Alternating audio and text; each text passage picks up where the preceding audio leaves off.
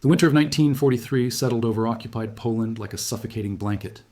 In the small town of Wieluń, where cobblestone streets had witnessed centuries of history, a new chapter was being written in blood and silence. The German occupation had transformed this once vibrant community into a place where fear walked hand in hand with survival, where every morning brought uncertainty, and where resistance took forms that would never be recorded in official histories. Katarzyna Nowak stood in her modest kitchen, the same kitchen where her grandmother had taught her to make pierogi, where her mother had baked bread for Sunday dinners, where laughter had once echoed off the worn wooden walls.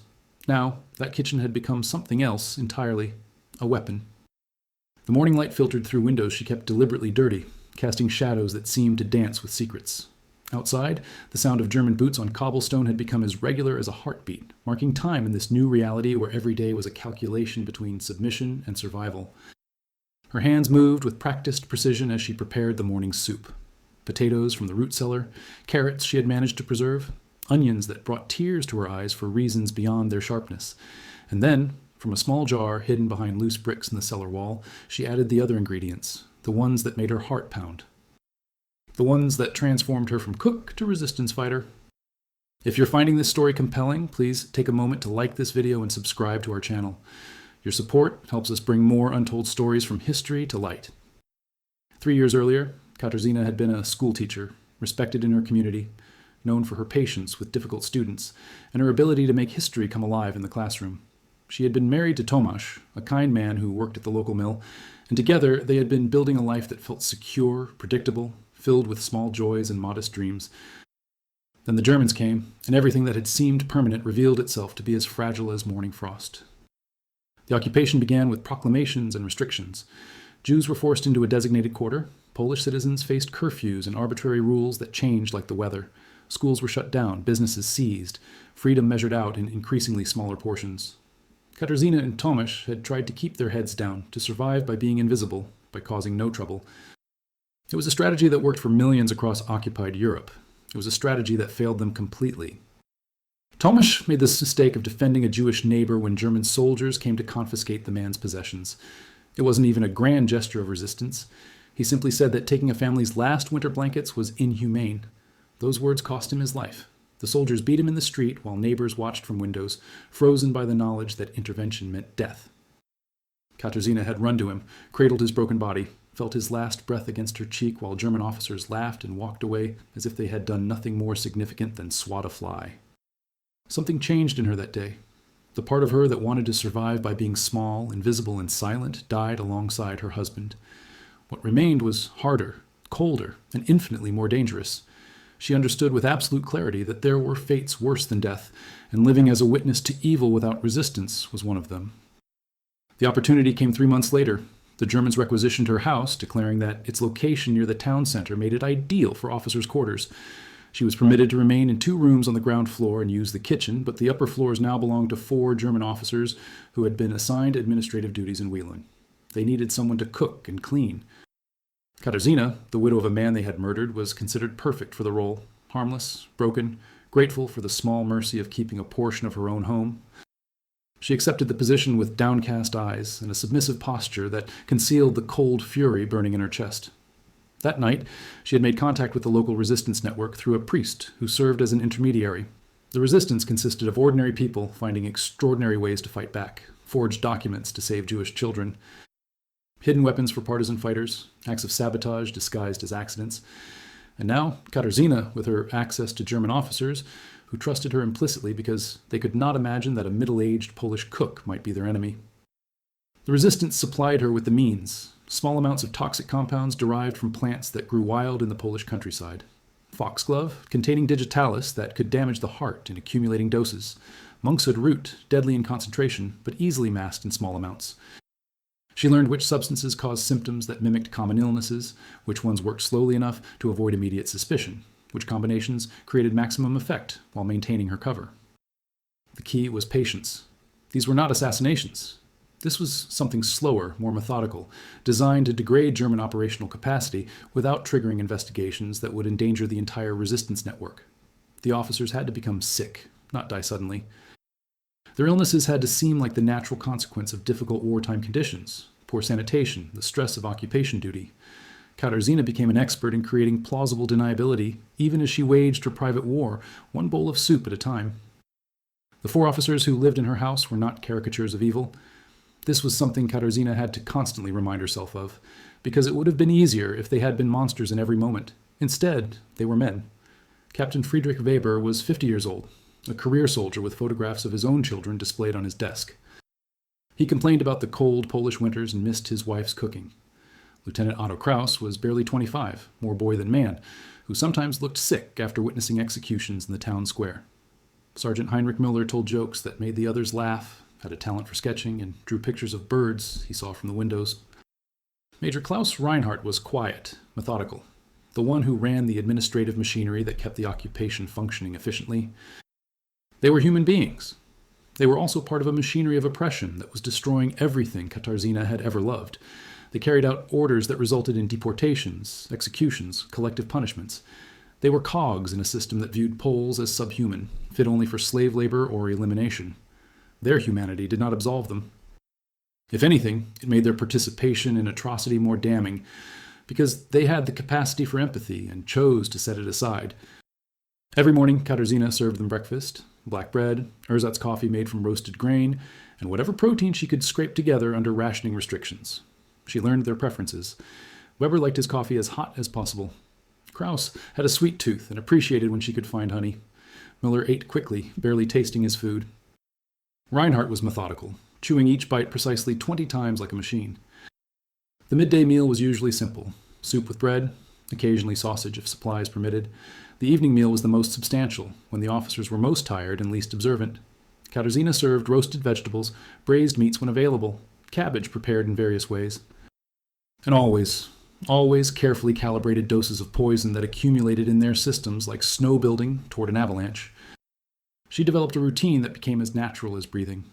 Each morning began in the cellar, where she would retrieve the hidden jar with hands that had learned not to tremble.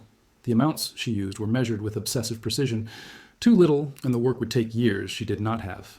Too much, and suspicion would fall like an executioner's blade. She kept a mental ledger of doses given, symptoms observed, adjustments needed. Her memory became a weapon as sharp as any knife. The market trips were performances worthy of theater. She would shuffle through the streets with her shopping basket, appearing defeated, broken, another Polish widow ground down by occupation. Other women would whisper sympathies about her situation, forced to serve the men who had destroyed her life. If only they knew the truth. If only they understood that servitude could be resistance, that submission could conceal warfare, that a kitchen could be an armory more dangerous than any cache of rifles hidden in barn walls. In the market square, she would sometimes see the results of German policies made real: public announcements of executions for minor infractions, lists of names of those being deported for labor, children with hollow eyes and protruding ribs, victims of rationing policies that gave Germans plenty while Poles starved. Each sight reinforced her resolve, reminded her why she risked everything each time she stirred poison into soup, why the officer's suffering was not cruelty but justice measured out in careful doses. There were close calls that made her heart stop. One afternoon, Captain Weber complained that the soup tasted bitter. Katarzyna's mind raced through possibilities, calculating whether this was the end, whether she should run or prepare for interrogation. She blamed it on root vegetables that had begun to spoil in the cellar, apologized profusely, offered to make something else. Weber waved her away, said it was fine, ate the entire bowl. She stood in the kitchen afterward, gripping the counter until her knuckles turned white, forcing her breathing to slow, reminding herself that one moment of panic could undo months of careful work. Another time, Lieutenant Kraus mentioned that several officers in town seemed to be falling ill simultaneously. Was there something in the water supply? He wondered aloud. Katarzyna agreed that perhaps the wells were contaminated, suggested that boiling all water might help. The conversation moved on, but she spent that night lying awake, wondering if patterns were becoming visible, if German intelligence was connecting dots that would lead directly to her door. The next day, she reduced doses slightly, introduced more variation in timing and symptoms, made the pattern less obvious to anyone who might be looking for one. The first sign of success came after 6 weeks.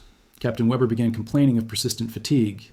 He attributed it to the demands of his position, to age, to the miserable Polish weather. By 8 weeks, he developed irregular heartbeats that left him breathless after climbing stairs. The German medical officer examined him, found nothing definitive, recommended rest and better nutrition. Weber followed this advice and continued eating Katarzyna's cooking, never suspecting that his cure was his killer. The dinner table conversations gave her intelligence that proved valuable to the resistance. The officers talked freely in front of her, as if she were furniture, invisible and irrelevant. They discussed troop movements, supply problems, morale issues among the garrison. They complained about orders from Berlin, about partisan activities in the surrounding countryside, about the growing sense that the war was not going as planned. Katarzyna absorbed every word, committing details to memory that she would later relay through carefully arranged meetings with resistance contacts. She learned that a shipment of weapons was being transported through town on Tuesday. That information, passed to the resistance, resulted in an ambush that captured rifles and ammunition that would arm partisan fighters for months. She learned that a particular German officer suspected a local teacher of resistance activities. That warning, delivered through intermediaries, allowed the teacher to flee before arrest. She learned that food stores intended for the garrison were poorly guarded on Thursday afternoons. That knowledge enabled the resistance to stage a theft that fed hungry Polish families through a brutal winter. Her value to the resistance extended beyond the poisoning of 4 officers. She had become an intelligence asset, a source positioned perfectly to observe the machinery of occupation from within. Every casual conversation over dinner, every frustrated complaint about bureaucratic inefficiency, every mention of personnel movements or policy changes became information that could save lives or enable resistance operations. Lieutenant Kraus developed gastrointestinal problems that came and went in waves. He blamed the water quality, the stress of his duties, the foreign food. He lost weight steadily, his young face growing gaunt, his hands developing a tremor. Katarzyna watched this with a heart that was not quite stone. She felt something when she saw his suffering. Not quite guilt, but not quite satisfaction either. It was more complex than either emotion, a tangled awareness that she was causing harm to another human being in service of a greater good, and that such calculations came with a moral weight that would stay with her forever. Kraus reminded her of students she had taught, young men full of potential before the war twisted them into instruments of oppression. She wondered what he had been like before joining the military, whether he had dreamed of becoming a doctor or engineer or teacher. She wondered what his mother had hoped for him when he was born, what kind of man she had imagined he would become. Certainly not this gaunt figure who trembled over breakfast and could not keep food down, aged beyond his years by illness he could not understand was deliberately inflicted. On bad days, Kraus would sit at the table with his head in his hands, trying to gather strength to face another day of duties that clearly weighed on his conscience. She heard him crying once, late at night when he thought no one could hear, sobbing like a child who wanted to go home. The next morning she served him breakfast that contained enough poison to ensure his symptoms would worsen. Pity could not be permitted to interfere with necessity. His suffering was genuine, but so was the suffering he enabled through his participation in occupation. Sergeant Miller's symptoms were different. He developed headaches that became so severe he sometimes could not work for days. His vision blurred. His sketches became shaky and imprecise. He stopped making jokes. The light went out of him gradually, like a candle burning down. Major Reinhardt, the last to show symptoms, began experiencing memory problems and difficulty concentrating. His legendary efficiency faltered. Reports went incomplete. Administrative errors multiplied. The occupation's machinery in Whelan began functioning less smoothly. Miller's decline affected her more than she expected. She had seen his sketches, left carelessly on the dining table, birds in flight, studies of tree branches, portraits of fellow officers. He had genuine talent, an artist's eye for detail and composition. In another life, in another time, he might have created beautiful things. Instead, he wore a uniform and participated in occupation, and his art became a casualty of choices he had made or failed to make.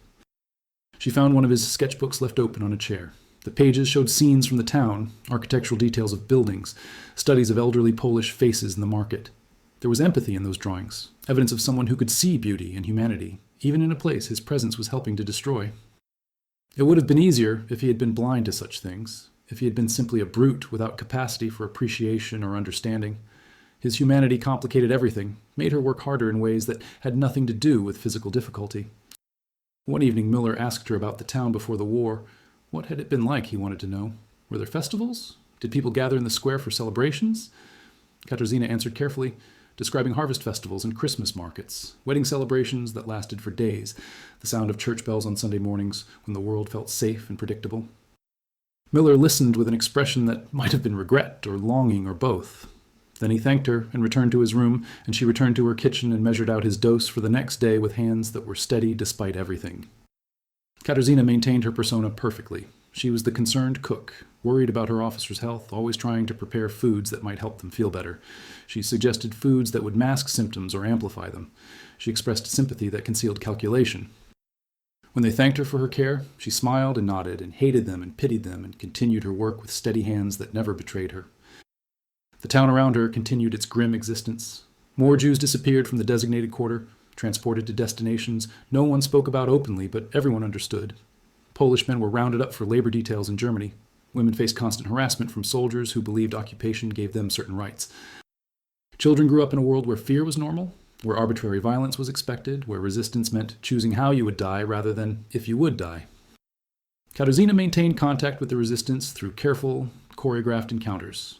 A conversation in the market with a woman who shared information about German troop movements, a confession with a priest who passed along intelligence she gleaned from conversations she overheard.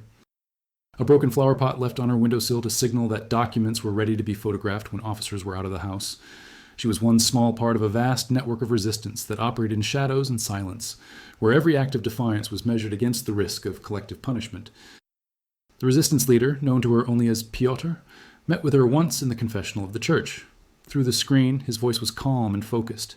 He told her the work she was doing was valuable. Officers were being rotated out due to illness, creating administrative disruption. The Germans were investigating food supplies, water sources, everything except the cook they saw every day. Her very ordinariness protected her. Her apparent submission made her invisible. "Keep going," he said. "Be careful. Know that what you do matters." Those words sustained her through moments of doubt. And there were moments of doubt, late at night, when she lay in her small room, listening to the officers moving around in what used to be her home. She thought about Tomasz, wondered what he would think of what she had become. He had been a gentle man, opposed to violence, committed to solving problems through dialogue and understanding. Would he recognize her now? Would he approve? Or would he be horrified by the cold efficiency with which she measured out death in measured doses, serving it alongside bread and false smiles? She thought about the men upstairs, too. Weber's children who waited for their father to return home. Krauss's mother, who sent him letters full of worry that he read aloud to the other officers. Miller's dreams of becoming an architect after the war, building beautiful things instead of administering ugly occupation. Reinhardt's quiet sadness that suggested he understood precisely what he was participating in and had made peace with his complicity in ways that were perhaps more damning than ignorant enthusiasm. They were human beings, but the Jews being loaded onto trains were human beings too. The Polish men shot for minor infractions were human beings. The women raped by soldiers were human beings. The children starving under German rationing policies were human beings. Katarzyna had to choose whose humanity mattered more, and she chose her own people. It was not an easy choice. It was not a clean choice. It was simply the only choice she could make and continue looking at herself in the mirror. Winter turned to spring. The officer's health continued deteriorating. Weber was hospitalized for heart problems, recovered partially, returned to duty, and continued eating Katarzyna's cooking. His decline resumed immediately. Krauss was so thin his uniforms hung loose on his frame. He looked 10 years older than his actual age. Miller requested transfer to a less stressful posting, but such requests were denied regularly as the war situation deteriorated. Reinhardt, always meticulous, began making errors that suggested cognitive decline. Documents were misfiled, orders were forgotten, the efficient machine was breaking down. New officers arrived to supplement the ailing ones. Katarzyna expanded her campaign carefully. Not all the officers could be targeted simultaneously without raising suspicion. She had to choose, to prioritize, to calculate who posed the greatest threat and who could be most safely eliminated. It was strategic thinking applied to murder, a skill she never imagined developing, a dark expertise born from necessity and sustained by carefully controlled rage. She learned that Müller had signed deportation orders for Jewish families, including children. She increased his dose. She discovered that Weber had overseen executions of resistance members after a sabotage incident. His soup became more toxic. Krauss, she learned through overheard conversations, had protested certain policies through official channels, which marked him as potentially less culpable, but also meant he knew what was happening and continued serving regardless. She maintained his regimen, but did not escalate. Reinhardt's role was administrative efficiency that enabled all the others. His decline was steady and unrelenting. The spring brought new dangers. German counterintelligence began investigating the unusual illness rates among occupation personnel. They tested water supplies, examined food sources at the military depot, investigated local civilians suspected of resistance activity. 3 people Katarzyna knew slightly were arrested and interrogated. 1 died under torture without giving up any information. The resistance network contracted, became more careful, slowed operations to avoid detection. The day the Gestapo officer came to her house, Katarzyna was preparing lunch. She heard the knock, the distinctive aggressive pounding that announced German authority, and her heart stopped. She wiped her hands on her apron, checked that the poison jar was properly concealed, and opened the door with an expression of polite confusion that concealed absolute terror. The Gestapo officer was young, ambitious, the dangerous kind who wanted to make a reputation by uncovering conspiracies. He questioned her about where she obtained food, how she prepared meals, whether anyone else had access to the kitchen.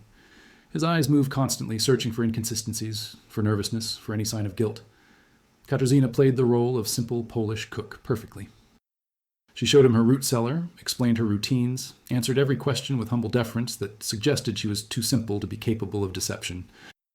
The officer made her prepare soup while he watched. She selected ingredients under his scrutiny, chopped vegetables with hands that appeared steady, added seasonings from containers he examined personally. She did not add poison, of course. This soup would be tested, analyzed, checked for anything suspicious. She cooked it exactly as she would have before the war, when soup was simply food rather than weapon. The officer took a sample, had her taste it first, then tried it himself. He found nothing wrong, because there was nothing wrong to find. Before leaving, he warned her that the Reich was watching, that traitors would be found and punished, that she should report any suspicious activity immediately. Katarzyna nodded obediently, promised cooperation, and closed the door behind him with movements that suggested relief at his departure, rather than terror barely contained. Only when he was gone did she allow herself to shake, to sit on the floor of her kitchen with her back against the wall, breathing deeply until the panic receded enough to function. That night, she lay awake, weighing options. She could stop, could simply cook normal food and hope her previous work had been enough, or she could continue, accepting that discovery meant torture and death, that every day she continued was another day borrowed against inevitable reckoning. By morning, she had decided, stopping meant accepting defeat, meant allowing fear to dictate actions, meant betraying Tomasz's memory and her own sense of what was necessary. She would continue until caught, or until the war ended, whichever came first. Katarzyna waited for the knock on her door that would mean discovery. She prepared for interrogation, thought about what she would say, how long she could resist, whether she would break and endanger others. She kept a poison capsule hidden in her clothing, a final escape if capture became inevitable. Every morning, when she woke up still free, still alive, still able to continue her work, felt like both victory and borrowed time. The investigation eventually concluded that illness among officers was due to poor sanitation, stress, and inadequate nutrition under wartime conditions. Recommendations were made to improve living conditions for occupation personnel. More food was allocated. Medical checkups became more frequent. None of this affected Katarzyna's ability to continue her work because no one suspected the quiet Polish cook who served meals with downcast eyes and never caused trouble. Summer arrived with longer days and the sounds of distant artillery that suggested the war was not going as well for Germany as propaganda claimed. Soviet forces were pushing westward. Allied bombing campaigns intensified. The occupation became more brutal as desperation replaced confidence. Executions increased. Restrictions tightened. The Germans began preparing for possible evacuation, destroying records, eliminating witnesses, acting with the panicked cruelty of an empire beginning to understand its own mortality. Through it all, Katarzyna continued cooking, serving meals, poisoning officers with patience that had become almost meditative. Her hands no longer shook when she added the compounds to their food. Her face no longer betrayed emotion when they thanked her. She had become something new, something the war had made of her, something that could not exist in peacetime but was necessary for survival in this particular hell. Captain Weber finally died in August. Heart failure, the doctors said. Stress and age and wartime conditions. He was given a military funeral with honors. His possessions were packed up and sent home to his family. Katarzyna maintained her composure perfectly as new officers moved into the room he had occupied, as the machinery of occupation continued despite the loss of individual parts. One down. How many more? How long could this continue? How long until the war ended or she was discovered? Lieutenant Krause was evacuated to Germany in September for medical treatment. He left looking like a ghost of the young man who had arrived 2 years earlier. Whether he survived the war, Katarzyna would never know. Sergeant Miller continued deteriorating until he could no longer perform his duties. He was reassigned to a desk position in Berlin where his failing health could be someone else's problem. Major Reinhardt remained, struggling through each day with a mind that no longer functioned at full capacity, making mistakes that likely saved Polish lives through their sheer incompetence. As autumn arrived and the sounds of Soviet artillery grew closer, Katarzyna received word through the resistance network that her work was done. The final evacuation was beginning. German forces would be pulling back within weeks. Her orders were to destroy any evidence, maintain her cover, and prepare for liberation. She had survived. Against all probability, Through 2 years of poisoning German officers, she had survived. The last morning she cooked for German officers felt surreal. Major Reinhardt and 2 newer officers, who had arrived too recently to be significantly affected, sat at the table she had served hundreds of meals at. They ate mechanically, focused on the logistics of retreat. Maps were spread across the table. Orders were being written. The occupation was ending not with victory, but with desperate withdrawal from an enemy they had underestimated. Reinhardt looked at her as she collected plates. For a moment, she thought he knew. His eyes held something that might have been understanding, or might have been the confusion of his degraded cognitive function. He said, "Thank you," in German. She nodded without speaking. He returned to his maps, and she returned to her kitchen, and neither of them would ever know what the other was truly thinking in that final moment. The Germans evacuated Wielun in late October as Soviet forces approached. They took what they could carry, destroyed what they could not, and fled westward ahead of an army bent on revenge. The town emerged from occupation like a patient waking from a nightmare, damaged, traumatized, but alive. The Jewish quarter was empty, its residents long since transported to their deaths. Buildings bore scars from years of occupation. People bore scars that would never fully heal. Katarzyna stood in her kitchen after the last German soldier left. The house was hers again, though it felt like it belonged to someone else now. She took the jar from its hiding place behind the bricks in the cellar. She walked to the river that ran through town. She emptied the jar into the dark water and watched the current carry away the last physical evidence of her resistance. But the memories would remain, perfectly preserved, permanently toxic in their own way. The priest, Father Wojciech, who had served as her contact with the resistance, came to see her a week after liberation. They sat in her kitchen, the same kitchen where she had prepared countless poisoned meals, and drank real coffee that Soviet soldiers had given out to celebrate liberation. He told her that her work had been valuable, that she had likely saved lives by reducing German operational efficiency, that her courage was recognized even if it could never be publicly acknowledged. Katarzyna asked him if God would forgive her for what she had done. Father Wojciech was silent for a long time. Finally, he said that he was not qualified to speak for God, but that he believed God understood the impossible choices that evil times forced upon good people. He said that she had killed men who were themselves participating in mass murder, that her actions were proportionate to the threat, that war created moral categories that did not exist in peace. He said these things, but his eyes suggested he was not entirely certain, and his uncertainty comforted her more than false certainty would have. She asked him about the men she had killed, about Weber and his children, about Krauss and his wasted youth, about Miller and his destroyed dreams, about Reinhardt and his compromised mind, about whether their humanity should have mattered more. Father Wojciech said that their humanity always mattered, but that it mattered alongside the humanity of their victims, and when forced to choose, she had chosen correctly.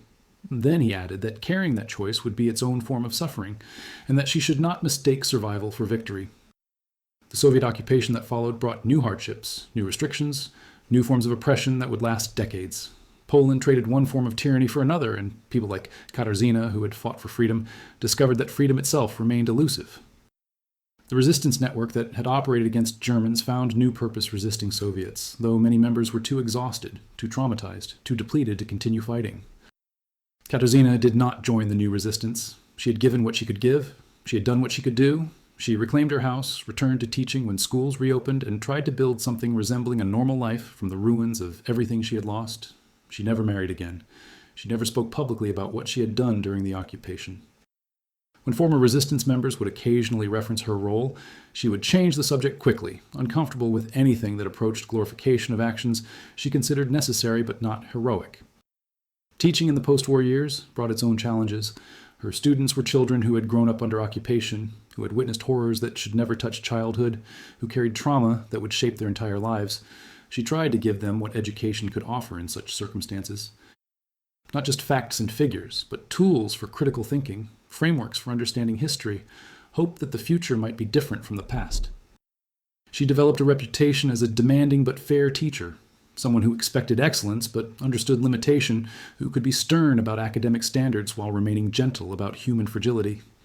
Students who struggled with reading because wartime deprivation had stunted their education received patient tutoring. Children who acted out because trauma manifested as behavioral problems were redirected rather than punished. She understood that everyone in post-war Poland was damaged in some way, and that healing required patience, consistency, and stubborn refusal to let the war's legacy destroy the next generation. In quiet moments, she would think about the officers she had poisoned. Time did not make those memories easier. If anything, distance gave her space to consider angles she had not permitted herself during the war. Weber's children grew up without their father. Did they mourn him? Did they understand what he had done, or did they remember only a loving parent who never came home?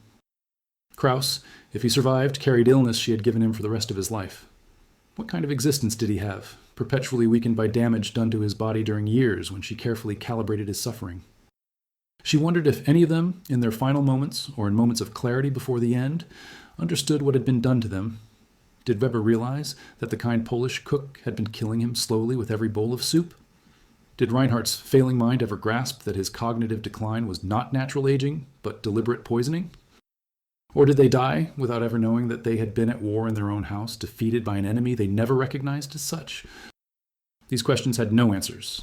They were weights she carried, pieces of moral complexity that could not be resolved or set down. She had killed men who were themselves killers. She had used deception against those who practiced systematic deception. She had answered violence with violence, even if her violence was measured in doses rather than bullets. Whether that made her righteous or simply another casualty of a war that corrupted everyone it touched was a question she could not answer with certainty. On the anniversary of Tomasz's death each year, she would visit his grave in the church cemetery.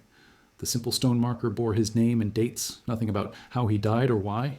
She would sit on the ground beside the grave and talk to him as if he could hear, telling him about her year, about students she had taught, about small victories and persistent struggles. She never told him about the poisoning, about the years she spent slowly killing German officers. Some things were too dark to speak aloud, even to the dead, even to someone who might have understood. Years later, when historians began documenting resistance activities during the occupation, someone came to interview her. She was 70 years old by then, living alone in the same house where she had served poisoned soup to German officers. The historian asked her to describe her activities. She gave him basic facts without emotional detail. When he called her brave, she corrected him. Bravery, she said, was charging a machine gun nest knowing you would die. What she had done was simply refuse to participate passively in her own people's destruction. It was the minimum required of her, not the maximum. The historian left, disappointed that she would not provide the heroic narrative he wanted for his book. She lived to be 87 years old, dying quietly in her sleep in a Poland that was finally, tentatively free from foreign occupation. Her funeral was attended by a handful of elderly resistance veterans who knew what she had done and understood why she never wanted credit for it. The priest who delivered her eulogy, a young man who had not been born during the war, spoke about her life as a teacher, her contributions to her community, her quiet dignity. He did not mention the poisoned soup. That story remained where she had wanted it, in shadows and silence, known only to those who had lived through similar impossible choices. But the story did not die with her. It persisted in whispered conversations among those who remembered. It became a cautionary tale about the price of resistance. It became an uncomfortable reminder that heroism during wartime often looked nothing like heroism in movies or books. It became proof that ordinary people could commit extraordinary acts when circumstances demanded it, and that surviving such acts came with costs that could never be fully calculated or repaid. In the end, Katarzyna Nowak was not a hero or a villain. She was a woman who lost everything to an evil system and found one small way to fight back.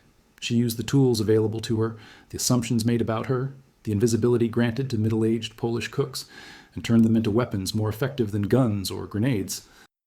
She killed slowly and deliberately and without mercy, and she lived with that knowledge every day for the rest of her life.